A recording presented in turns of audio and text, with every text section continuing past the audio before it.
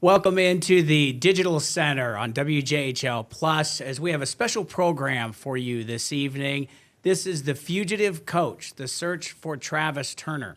Over the course of the next half hour, we will break down many different components of this very complex story as a football team tries to win a state championship and their coach, wanted on charges, 10 counts, continues to be missing. Over the course of the next half hour, we'll talk about Travis Turner, the football coach that's been missing now for 2 weeks. The charges that were filed, as I mentioned, on December 3rd, 5 counts of child pornography, 5 counts of using a computer to solicit a minor with other charges pending. And the U.S. Marshals have come in to the search. They're offering a $5,000 reward in the capture of Travis Turner. Joined on the program today by Ansley Daniel and Belle Johnson. Ansley has followed this story every step of the way. Belle has been in Wise County several days in the last 2 weeks. And Ansley, we'll start with you as we put together this program and some of the things that we'll be talking about in the next half hour. Yeah, obviously this story has kind of just taken off by storm over the last 2 weeks.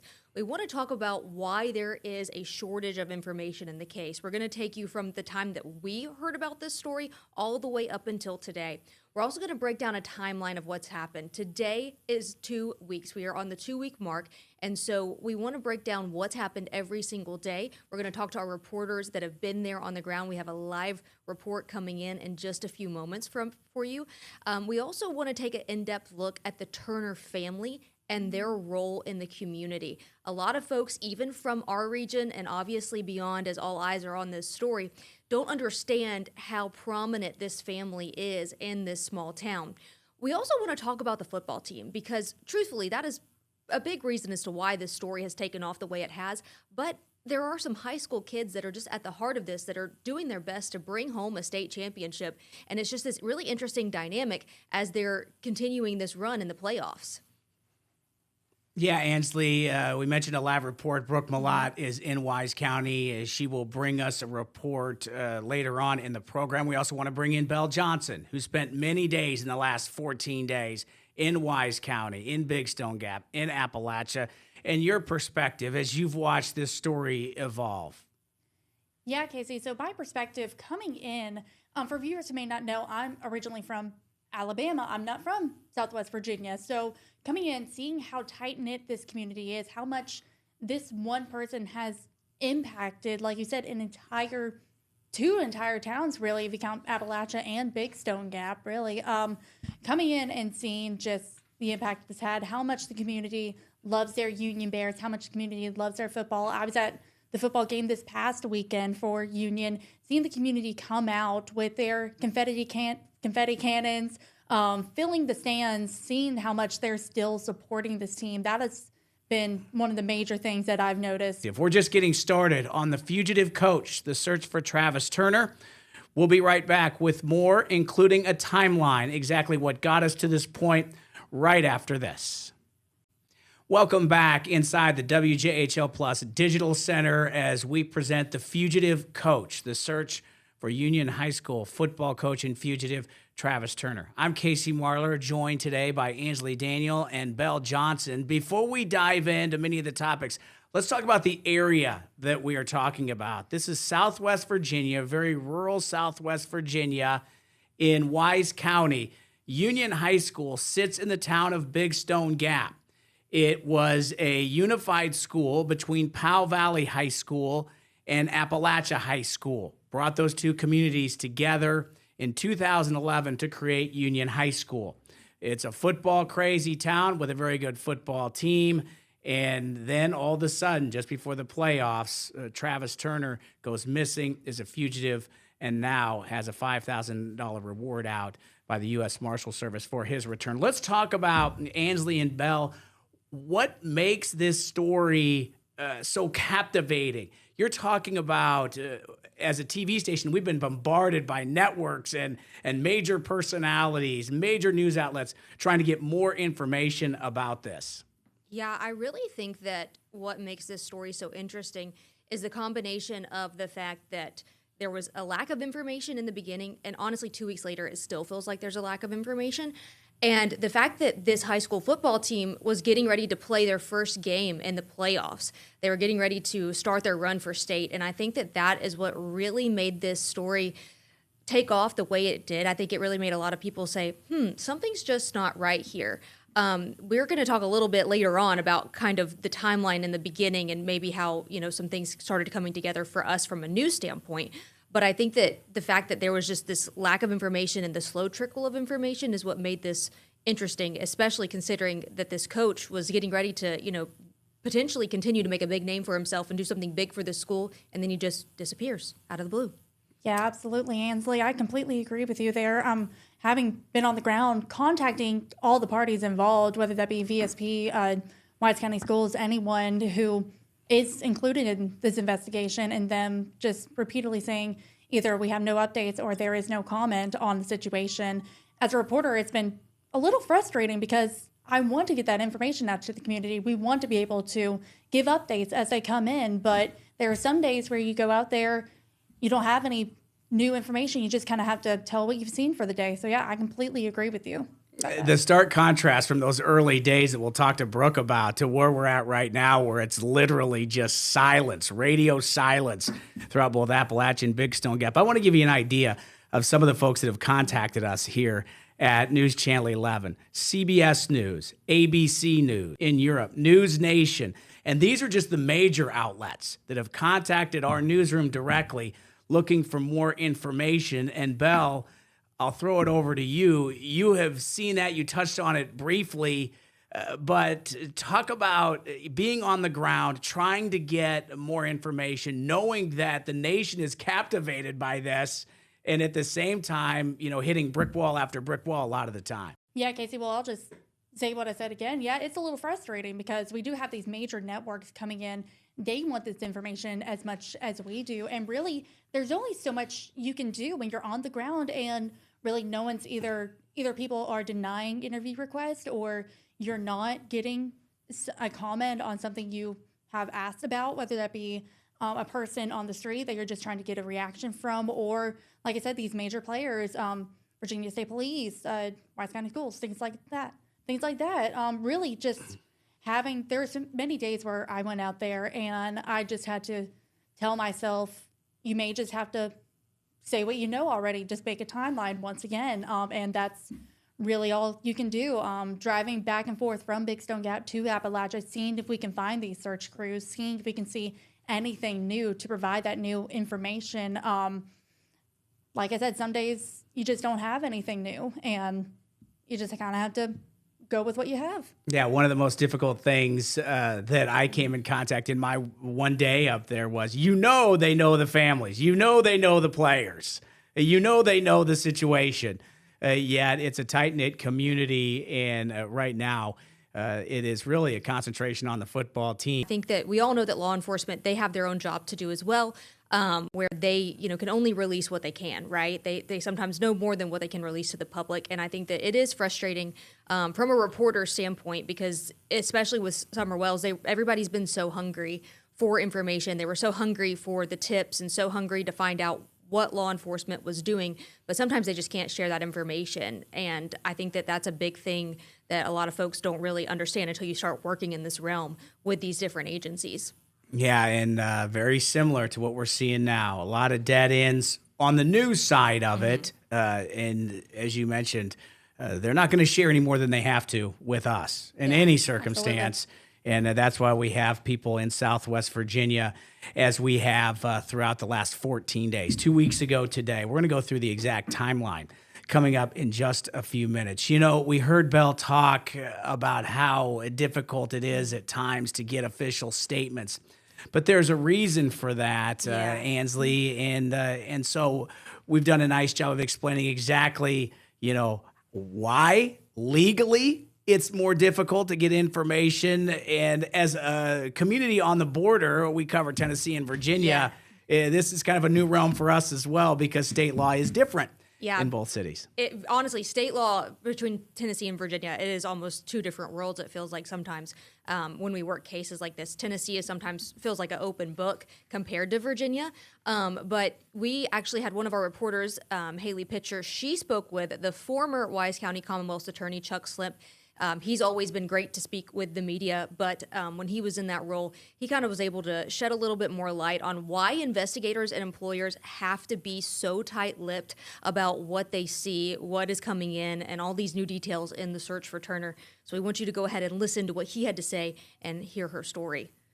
The warrants regarding Turner are not required to be physically released due to an ongoing investigation. Former Commonwealth's attorney for Wise County, Chuck Slimp, says warrants can only be issued due to probable cause, as required by the Fourth Amendment. Law enforcement has an opportunity to pursue criminal charges by taking the facts of the particular charge to a magistrate.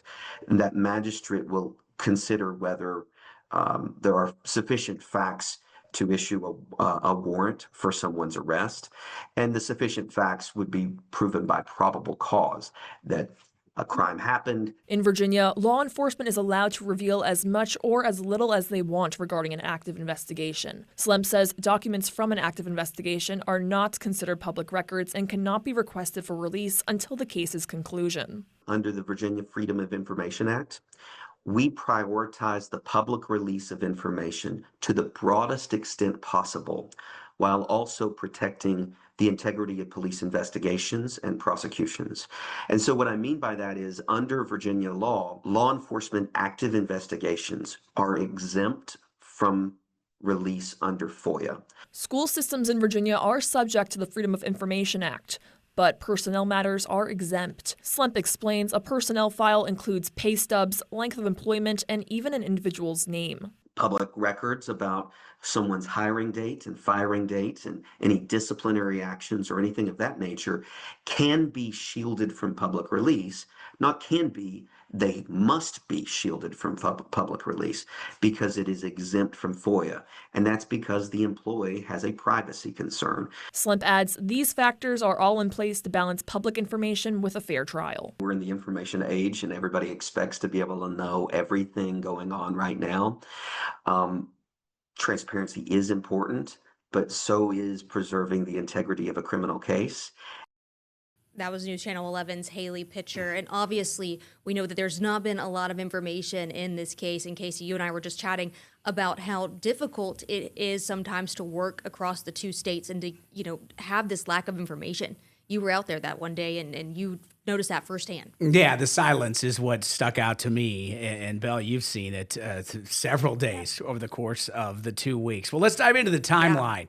This all started 2 weeks ago today on Thursday, November 20th, with a tip that we got into the newsroom shortly after 5 o'clock.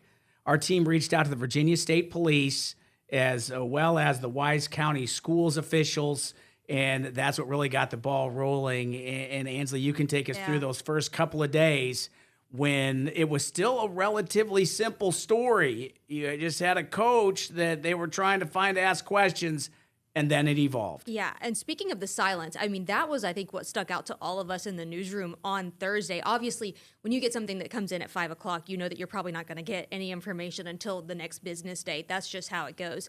But the following day, it was really quiet, and we could not even get anyone to confirm who was missing.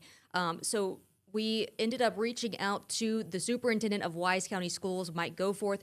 He responds back to us that day, and he says a staff member has been placed on administrative leave with pay while an external agency reviews an allegation that was reported to us. He said it was standard procedure and it was not a determination of wrongdoing, and he said they cannot comment further.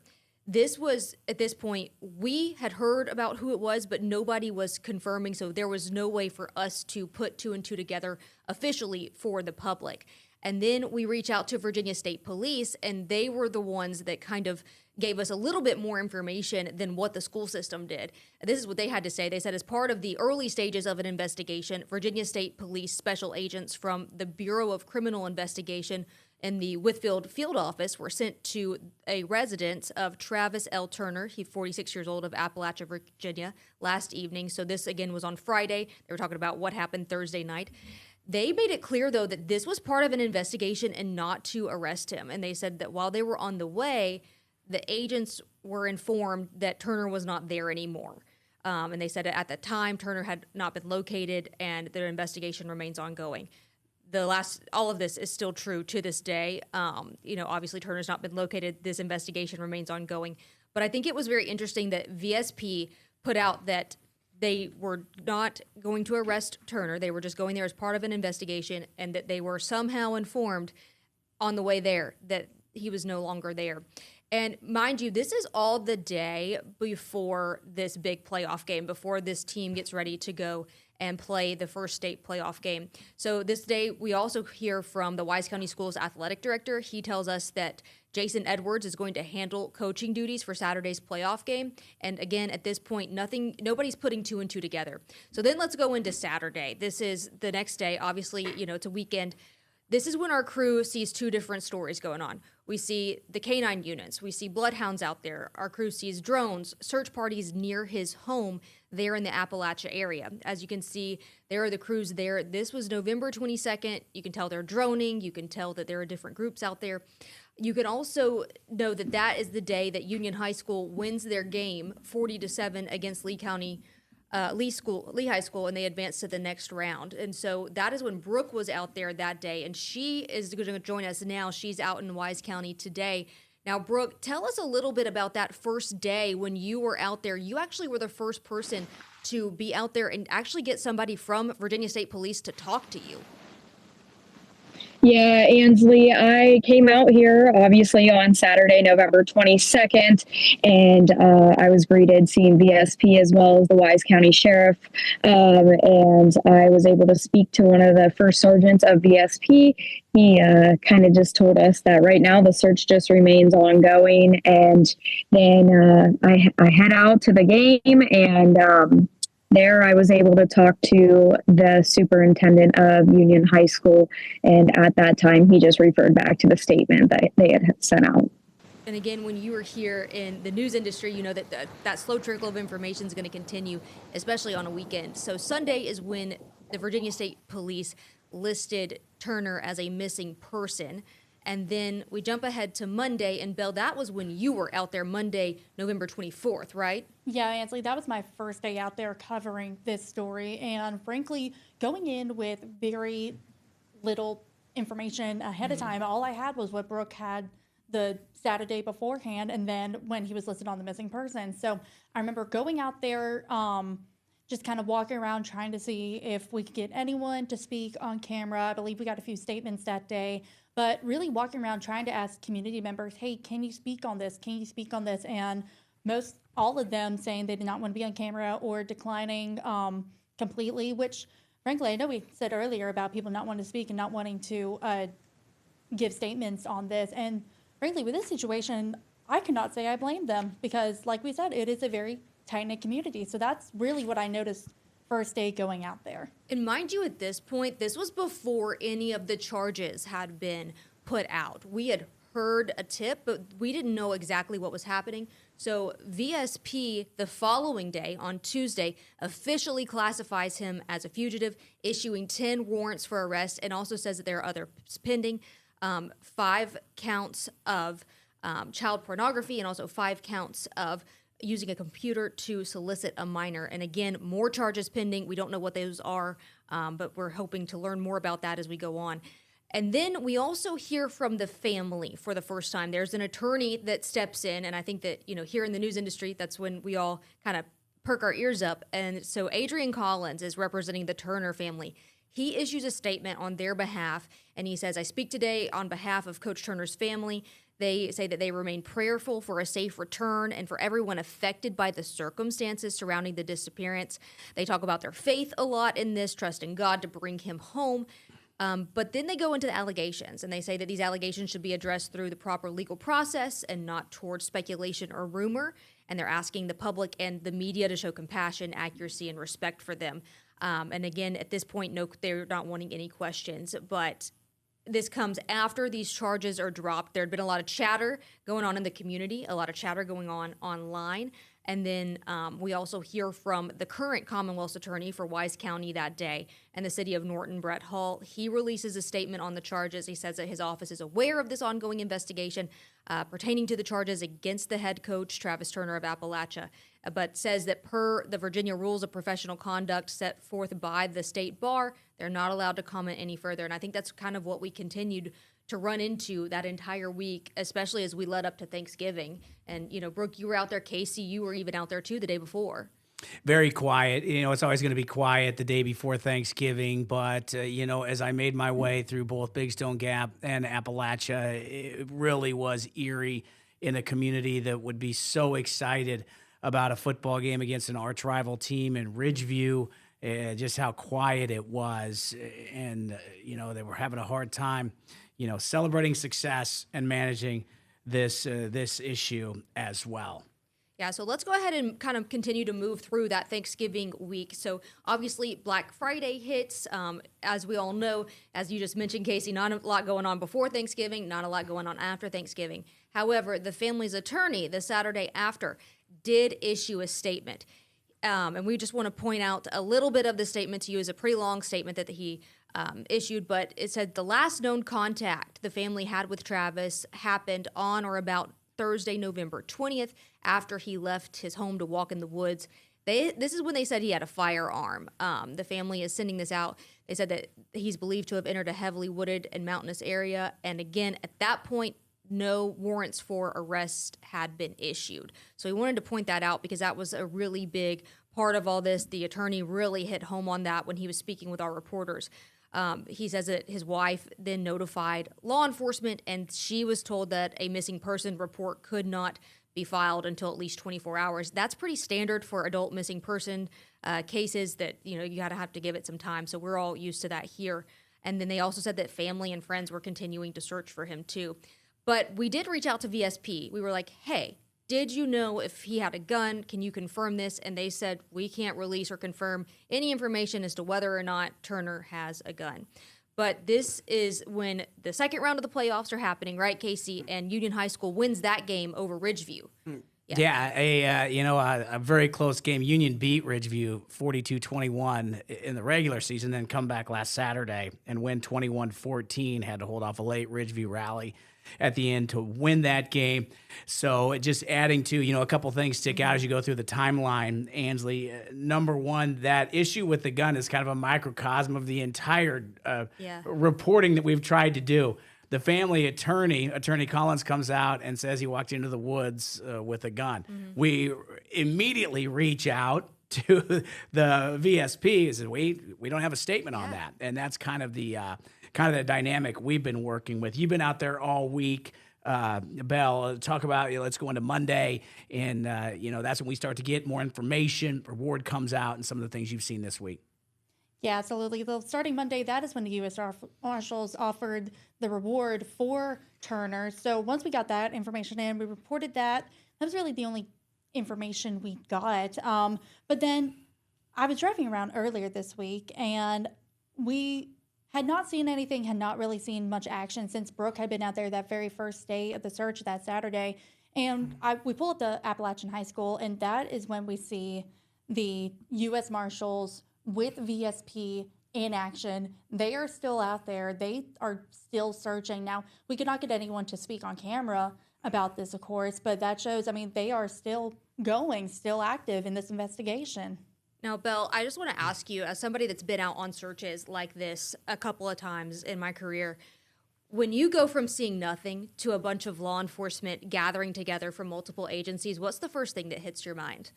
The first thing that hit my mind was something is going on, something is happening.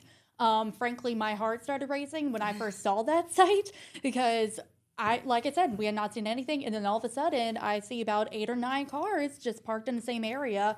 I didn't know what was going on. I didn't know if we had just come up on some active some active development, or if something had happened. We later found out that it was just teams checking in with each other. But in that moment, it just showed, once again, this is still going on. This is still happening. They have not stopped searching. They have not forgotten about this case. And really, that was kind of the last action that any of our crews had seen And we can go ahead and continue moving on through this timeline because we want to get back out to Brooke in just a minute. Wednesday rolls around, which is obviously yesterday at this point because today is December 4th. We're going to talk about Wednesday, December the 3rd. We get a statement last night pretty late from the family attorney. And Belle, you were the one that actually got this statement from the attorney, right? Yes, absolutely, Ansley. I was off work. I was actually driving home from church, but all of a sudden I hear my phone buzz. So I pull off the check because I saw the name was the family attorney. And I read through the message. I realize what it says. Immediately, of course, send it to the station for us to get on there.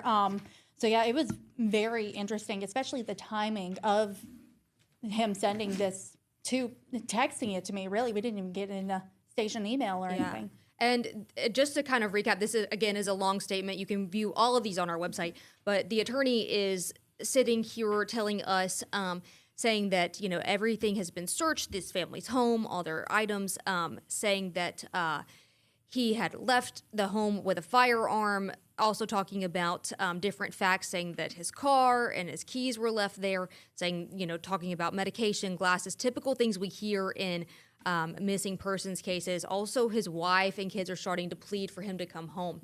But now we're, again, 2 weeks in. So let's go ahead and go back out to Brooke, who's there today. 2 weeks in. Brooke, what does it look like today versus some of those early days that you were out there in the field?